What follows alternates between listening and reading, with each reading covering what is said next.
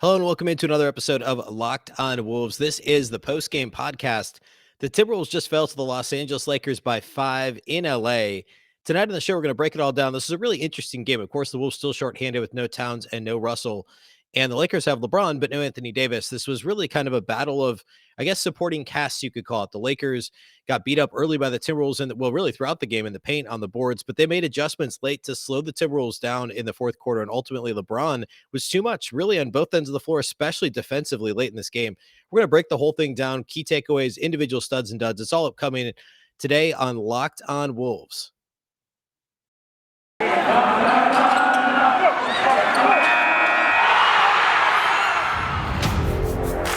You are Locked On Timberwolves, your daily Minnesota Timberwolves podcast.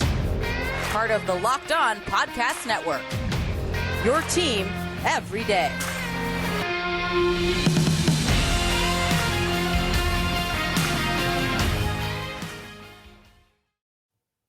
Hello and welcome to the Locked On Wolves podcast, part of the Locked On Podcast Network, your team every day. My name is Beecken. I'm the host of Locked On Wolves. I'm also the editor of Dunking with Wolves, the Timberwolves site on the Fansided Network. Happy Monday, everybody. This is the post-game podcast from the Timberwolves loss to the Los Angeles Lakers on Sunday night at Crypto.com Arena, which is still and probably will be weird for a while. So today on the show, we're going to break down the game. This is after all the post-game pod. We're going to do key takeaways, and there's several. This is a really interesting game, a bit of a chess match of sorts between Chris Finch and Frank Vogel, the head coach of the Lakers, and how the Wolves tried to draw up a game plan to beat a really small Lakers team. How the Lakers tried to compensate for their terrible work on the glass, or I should say, the lack of work on the glass, and how the Wolves beat them up in the paint. Really interesting stuff to go through today. So it's all upcoming. First of all, thank you for making Locked On Wolves your first listen each and every day. Locked On Wolves is free and available everywhere, including YouTube, as well as all of your favorite audio platforms from Apple to Google, Spotify to, of course, our friends at Odyssey. You can also follow the show on Twitter at Locked On T-Wolves and at Beecken with 2 B's, 2 E's, C-K-E-N. All right, so setting the stage here, obviously the Wolves, no Karl-Anthony Towns, no D'Angelo Russell. They're the only two players still on the health and safety protocols list. Minnesota had several players on the questionable list. They all played, save for McKinley Wright, who is inactive, but everybody else played. I mean, Taurean Prince saw the floor. Anthony Edwards, this was his second game back. Jared Vanderbilt, second game back. So healthy besides Towns and Russell. So two of the Timberwolves' three best players didn't play. Of course, Anthony Davis has been out since the last time. He actually got hurt the last time the Wolves and Lakers played the weekend before Christmas. So a couple weeks ago now. And LeBron was on the floor healthy for the Lakers. Essentially, they were just missing Anthony Davis. Of course, they just traded Rajon Rondo the other day. So the rotation looking a little different since the last time we saw the Lakers. DeAndre Jordan, Dwight Howard, not part of the Lakers' regular rotation anymore. I was curious to see, and I wrote about this a little bit at Dunking with Wolves, if perhaps Frank Vogel, the Lakers head coach, would make an adjustment, and one of those guys may play to try and combat Naz Reid, even with no Karl-Anthony Towns. I'm sure if Towns had played, we would have seen those guys see more playing time, especially given what we saw Naz do in this particular game. But the Lakers wanted to challenge the Wolves. Will you keep feeding Naz Reid in the post? Is that how you want to play this game? Because we think we can make him, we can slow him down enough. And also Naz likes to shoot the ball from the perimeter. Will he want to stay in the post? Will you want to keep him in the post? Will he be good enough? And if you're a Timberwolves, if you watch the Timberwolves, if you're a fan, or you watch the Timberwolves on a regular basis, you know that Naz Reid could win one-on-one in the post, especially against Stanley Johnson or whatever non-big you want to put down there with him one-on-one. Naz is a pretty good post player. And he may not have even the size of a Karl-Anthony Towns and not quite the fluidity or the footwork of a Karl-Anthony Towns, but he is a relatively fluid post player. He can win one-on-one. He's not the passer that Cat is. But the Lakers decided to challenge the Wolves there, and Minnesota was relatively patient throughout the game. We're going to spend some more time talking about that, but that was the first thing I wanted to look for in this game. And also how the Wolves were going to guard LeBron James. And sure enough, Minnesota opened the game. Jared Vanderbilt was the starting four. He was opening the game, guarding LeBron. Jaden McDaniels got some early opportunity. I think even before the midway point of the first quarter, McDaniels came in the first sub for Minnesota. I think it was one of the first media timeouts. And McDaniels and Vando each got the opportunity to guard LeBron, although throughout the night, if LeBron got the ball with his back to the basket, then the Wolves would bring a double. And it didn't often work because LeBron's such a good passer, But I don't necessarily disagree with the strategy because the whole idea is you don't want him to beat you anyway, and he's going to beat Jaden McDaniels in the post, for instance. So get the ball out of his hands. Hopefully, you can get a hand on it, create a turnover, and they did that a couple of times. Or hopefully, whoever he passes the ball to misses the shot, which is a fair thing to if it's Russell Westbrook shooting from the perimeter, let him shoot from the perimeter, right? So it's a pick your poison situation, as it always is. That's how defense works in the NBA, and that was the Wolves' calculated decision. And again, for the most part, it worked well. Early in the game, Minnesota tried to get Malik Beasley a bunch of shots. Several of their first offensive sets were trying to run him off of drag screens and double pin down actions and stuff like that to try and get him open. And he once again could not get going early. He ended up having an okay game, but just not the Malik Beasley of the last 2 seasons in a Timberwolves uniform. Minnesota was down early first quarter. We actually got a little dicey late first, early second quarter. It could have gotten out of hand. It was, I think, a 9 or 10 point lead for the Lakers. But then the Timberwolves bench far outplayed LA. Jalen Noel was fantastic in the first half. The Lakers just don't have depth. And we'll talk a little bit more about this later too. But one of the things that the Wolves have, I've been talking about this since preseason, I genuinely think this is a good team. The question is, how far can the stars take them? And then kind of those, the in-between guys, right? The Malik Beasleys. Well, he's the primary one, right? But Malik Beasley, Jaden McDaniels, can these guys do enough to support the stars? And then when the stars are out, can they do enough to support or to carry this team? Beasley has not for much of this year. Jaden McDaniels has been great of late, but he was not very good or very assertive and kind of spotty even on defense earlier in the season, as recently as just a few weeks ago. But Jalen Noel has stepped up quite a bit. Obviously, the Boston game last week, he's had a couple of up and down performances since then. But early in this game, he was fantastic inside the arc. He missed a number of threes and was 1 of 4 on the night, but he missed, I believe, his first 3-point attempts. Was very good inside the arc. Was really dynamic off the bench, exactly what you would want him to be. And he got the Timberwolves, made this thing close really in the first half. It ended up being a 3-point Lakers lead at halftime. The Timberwolves took the lead in the third quarter. The offensive rebounding was phenomenal. We'll talk more about that. But I mean, the Wolves had literally double the number of total rebounds as the Lakers. They had 56 rebounds. Lakers had 28.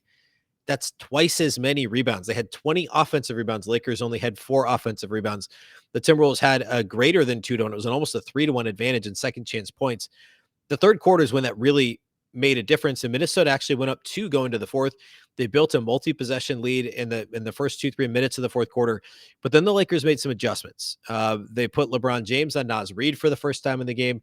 They essentially forced the ball out of Naz's hands. And all the stuff that he was able to do early in the game, whether it was scoring in face-up opportunities, scoring in the post, the only thing that was still really working was the pick and roll game. And even that was jammed up a little bit as tends to happen late in the game when defense tightens up. And the Timberwolves just made plenty of dumb mistakes. That was the story of the fourth quarter in this one. Dumb turnovers. Nathan Knight missed a wide open dunk. Ant had turnovers were a big issue for him, first and fourth quarter, especially. Turnovers were really kind of the story of the fourth quarter. And then late in the game, when the Timberwolves got close, they just couldn't hold the Lakers in check. The Lakers seemed to be able to get just enough. They didn't get what they wanted really at any point in this game, but down the stretch, they got enough of what they wanted to draw fouls. To as much as the Timberwolves tried to extend this game, the Lakers got what they wanted when they needed it at the end of the fourth quarter. And Minnesota's sloppy offense, it was sloppy offense, and then it was missed open threes. But the fourth quarter, it was the sloppiness on offense. It was the turnovers that were really kind of the biggest issue. And LeBron, I mean, not only was he guarding Naz, but he made 2 or 3 really strong plays in the open floor. One steal that could have been an easy dunk. He made a fantastic steal on a fast break opportunity for Minnesota when it was just like a 2 or 3 point game relatively late in the fourth quarter. And some other really just generally strong defensive rotations that didn't show up in the box score, but LeBron doing LeBron things. And this was if we talk about LeBron is able to turn it on, turn it off at different points of the season, at different points in a game. And when I say turn it off, I don't mean like he's not trying. I just mean he can really turn it on. Like he can be, his whatever percent effort is still phenomenal, but there's another level that LeBron can take it to in crunch time. And we saw that in the fourth quarter of this game against the Lakers, or between the Wolves and the Lakers. LeBron, it was very apparent that he just, okay, it's right. It's time to win now. I'll guard Naz Reid, which doesn't sound all that, like that serious of an assignment. But when Naz is torching you for 20 plus points and you don't have anybody that can guard him, you don't want to use DeAndre Jordan, you don't want to use Dwight Howard. That's a different assignment that he didn't have in the first 3 quarters. They put him on him. He plays a little bit of free safety at times defensively. He initiates the offense. He is just everywhere, both in the half court and in transition defensively, and really just wins this game for the Lakers down the stretch. And he needed to. This Lakers team, I understand they have Russell Westbrook. I get they have Karl-Anthony, but we also all know that those guys aren't the guys they were a decade ago. With no Anthony Davis, this is LeBron and just a bunch of guys. And I honestly thought this was a game where Anthony Edwards and a bunch of guys would maybe have a shot at winning this game. And of course, the Wolves covered. I think the line at BetOnline.ag was 7.5 or 8 points. This was another cover for Minnesota. I thought the line was too high because the depth on this Minnesota team is pretty good. And this collection of supporting cast members, if Anthony Edwards had a good game, the Timberwolves probably win, but he didn't. And I'm not certainly laying this on Anthony Edwards. That's just the easiest way of saying, hey, the rest of this team isn't bad. They were ahead in the early fourth quarter in this game.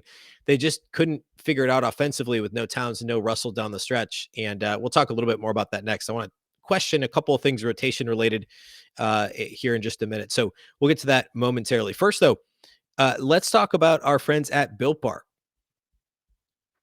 It's the new year now. That means New Year's resolutions. If yours is about getting fit or eating healthier, make sure you include Built Bar in your plan. Built Bar is the protein bar that tastes like a candy bar, maybe even better than a candy bar. In a lot of cases, it is. I mean that better than a candy bar. Built Bar makes it easier to stick to your resolution because it tastes so good, you'll want to eat it. Unlike other protein bars, which can be chalky or waxy or taste like a chemical spill, you want to eat healthy, but it just gets so boring. By like week 3, you might be thinking, this is not worth it. Where's the chocolate? I got you covered. Built Bars are covered in 100% real chocolate. Most Built Bars have 130 calories, 4 grams of sugar, 4 net carbs, and 17 grams of protein. Compare that to a candy bar, which usually has 240 calories, 30 grams of sugar, and dozens of net carbs. Here's an idea for the new year. Go to your all your secret treat stashes at home, in the pantry, at the office, in the car, wherever that might be. Throw out the sugar or calorie-filled treats. Replace them with Built Bars. So when you're craving a snack or a treat, you can reach for something that's healthy and tastes incredible.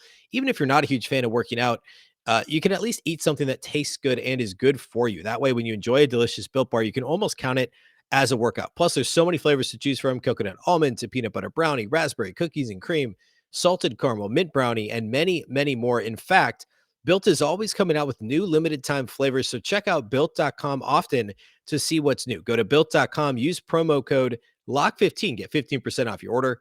Again, that's promo code LOCK15 for 15% off at Built.com.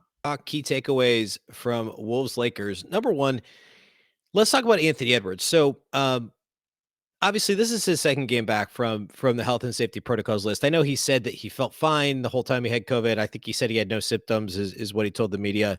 Obviously vaccinated. Great that he didn't have any symptoms. Obviously he still didn't play for essentially 2 weeks. And his first game back was a little uneven. He ended up having a pretty strong game offensively, but like I said on the show, he was like half step slow defensively, at least last time out against Utah. We saw that again in this game. Now there were more glimpses of Ant, being himself, but offensively he was off more than he was against Utah. He shot just 7 of 19, but he was 0 of 6 outside the arc.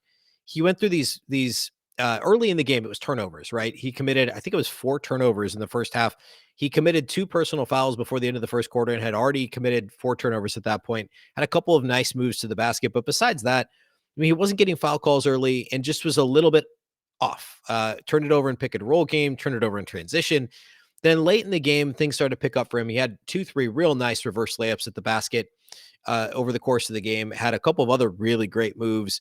One where he took off like essentially a foot inside the free throw line. It looked like he was going to throw it down, but took contact, didn't get the foul call, and made a really tough kind of double clutch layup.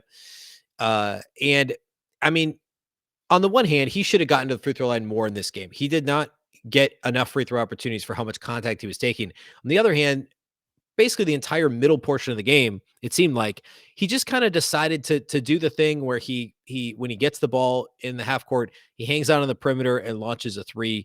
If you watch Ant enough, you know what he's about to do. And he oftentimes will just kind of rock back into that 3-point attempt. And his jumper was off the entire game. He missed from the mid-range. He missed from deep. And well, he was good in the paint and should have gotten to the free throw line more. And I understand the frustration. It just wasn't an efficient offensive game. Obviously 18 points at 19 shots is not what you want. And so it was a combination of not getting the calls and also falling into this, I'm going to settle type of a mindset. 7 rebounds, 4 assists, good, a steal, a block, but the 8 turnovers and the 18 points on 19 shots is not ideal.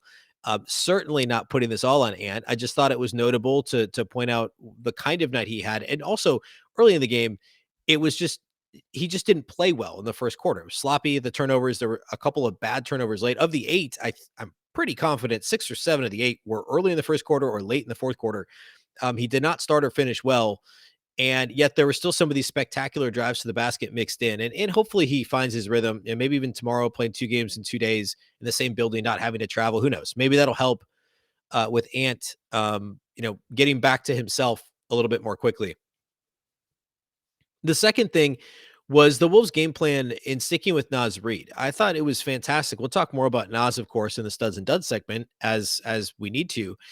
But Minnesota stuck with it. I was impressed with their stick to itiveness with that, and just getting the ball to Naz in the post, letting him work, him scoring in the post. He also, I mentioned this earlier, he had the opportunity to score in face-up situations. There were a couple where he just barely missed on a couple spin moves to the basket. We know Naz has a good spin move both out of the post and also off the dribble. He scored in face-up opportunities. He scored in the post-up game, and also in pick and roll game. He was fantastic as the roll man in this game. And he just has enough finesse and enough ability to get to where he wants and use his length and dexterity and his footwork.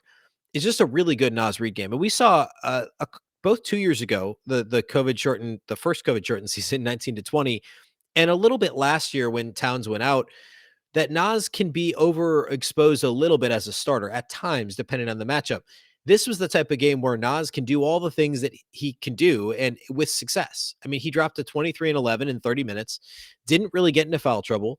The Lakers don't play any big men. I mean, LeBron James is by far the biggest player that they play with, right? I mean, no Dwight Howard, no DeAndre Jordan. They didn't even play Kent Bazemore, who's not big, but can play, kind of that 3-4 type role. Stanley Johnson was the only resistance until the Lakers put LeBron on Naz Reid in the fourth quarter. But whenever Stanley Johnson was guarding Naz Reid, it was over. I mean, Naz could score every time he touched the ball, and the Lakers never brought a double, and they didn't need to. I understand why the Lakers played this the way they did, and ultimately they got the win.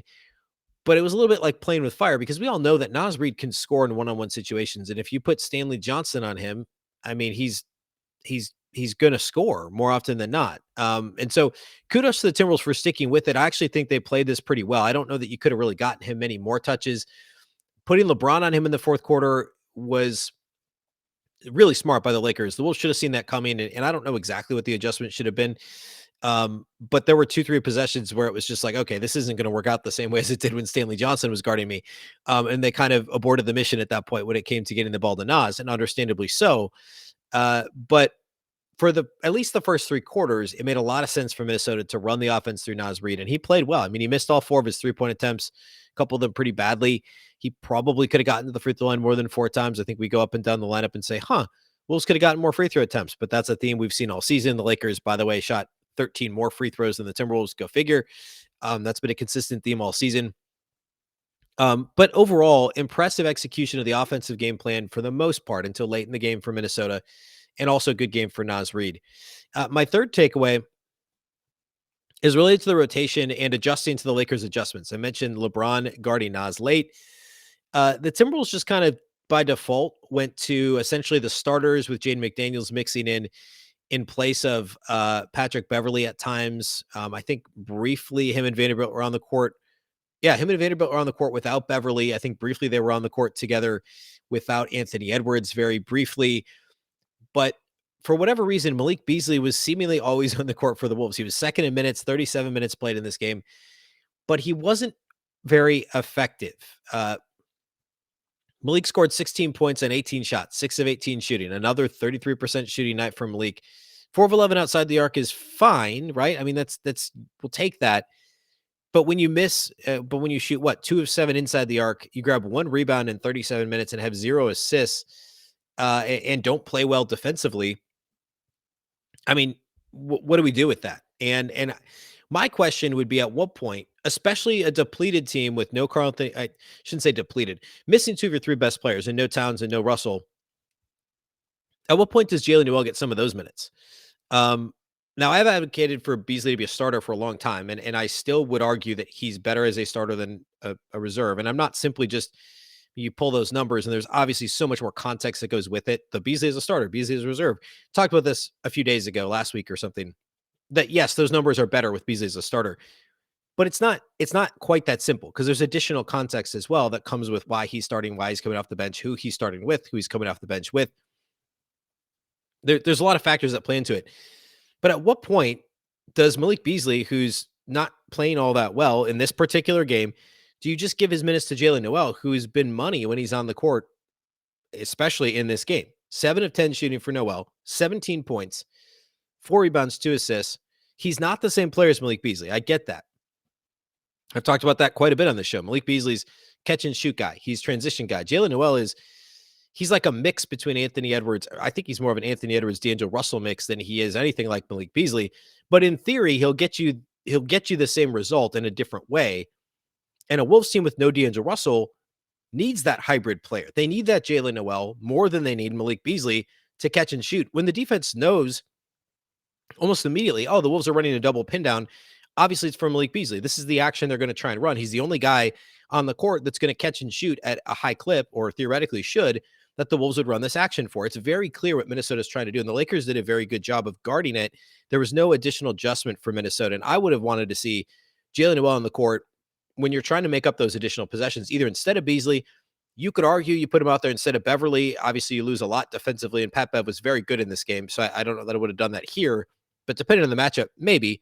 If you're down 10-12 late, then yes, you want Noel on the floor. I just think this would have been a good opportunity. I mean, there's no Karl-Anthony Towns. There's no D'Angelo Russell. You know, there's less high usage players. There's less stars that you're trying to get on the floor together. Put Noel out there instead of one of those other guys, and it's not like you're creating a controversy or anything.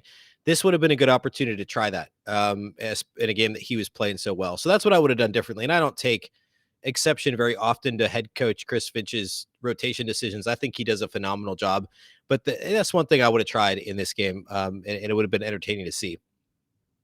Okay, we're going to close the game today by talking, or excuse me, close the show today by talking about individual studs and duds for Wolves Lakers. That's upcoming next.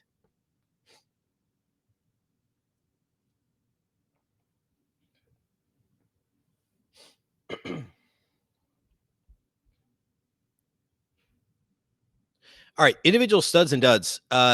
So not too difficult to figure it out in this one. Naz Reid for me is the number one. He was really, really good. 23 points, 11 rebounds, 2 assists for Naz. 10 of 17 shooting, 0 of 4 outside the arc. But he was 3 of 4 at the line. And again, the 11 boards, which was big.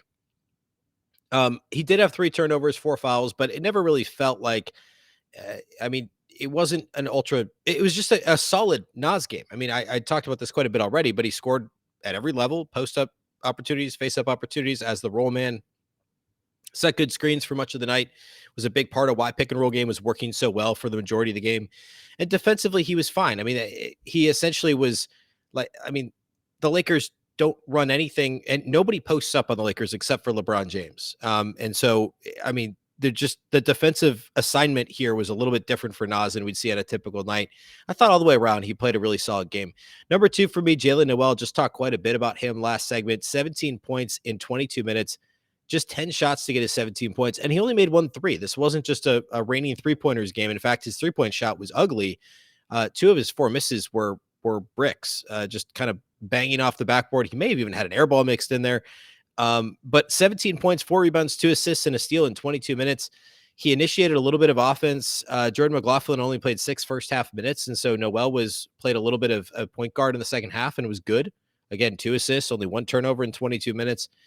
Continue to be impressed by Jaylen Noel, and the Wolves need to figure out a way to get him on the floor regularly. I should point out, though, Josh Okogie, and for that matter, Jake Layman, Leandro Balmaro, all 3 of those guys who have been parts of the rotation at some given point over the past few weeks, none of those guys played. They were all DNP CDs, and most notably, of course, Okogie and Layman, who have most recently been in the rotation. But Taurean Prince came back, played 11 minutes, and Jaylen Noel played 22 off the bench. I mean, tied for the most minutes of anybody off the bench for Minnesota. So things are going to change when D'Angelo Russell comes back, and that bumps Malik Beasley presumably back to the bench. And when Karl-Anthony Towns comes back and Naz gets bumped to the bench, of course, Naz will take Nathan Knight's minutes, and so there will be a domino effect there. But when Russell comes back, will Noel still get on the court? Will he take Jordan McLaughlin's minutes and become kind of a de facto backup point guard just to get him on the floor? Obviously Beverly can play that role too, but he will presumably keep starting alongside D'Angelo Russell. So it'll be interesting to see how Chris Finch handles that here, hopefully very, very soon, if Russell and Towns are able to come back in short order. Third stud for this game, it's a little bit more difficult, but I'll go with Patrick Beverly. He was really good all the way around. Looked for a shot really aggressively early. About half his shot attempts came in the first quarter. 12 points, 9 rebounds, 6 assists, 2 steals for Pat Bev. He did have 4 turnovers, and a couple were costly. They were late in the game. Just kind of one was a complete mishandle. The ball just kind of bounced out of bounds. Actually, I think 2 of them were mishandles. So a little bit sloppy there, but there wasn't anything to that. They weren't just like terrible decisions. They were just bad misplays at a bad time. But 12, 9, and 6 out of Pat Bev is something we'll take. 5 of 12 shooting, 2 of 5, outside the arc. And a good all-around game from Patrick Beverly, which is what Timberwolves fans have definitely gotten accustomed to seeing from Pat Bev this season. Number one dud for me. This is a little bit trickier. Again, nobody really had a bad game per se. I'm going to go with Malik Beasley. And this is tough. You could argue that Anthony Edwards' game was more disappointing or more detrimental to the team, but Malik just doesn't do enough to shoot just 6 of 18. He doesn't do enough other things. And I've talked about this before on the show. He can't play 37 minutes and get 1 rebound, 0 assists. And I just like with no Karl-Anthony Towns, with no Anthony Edwards, no D'Angelo Russell, you got to see more out of Malik Beasley. And I understand that that's not necessarily the player he is. He's not a create his own shot or create for others type of player, but he has to do more with his opportunities.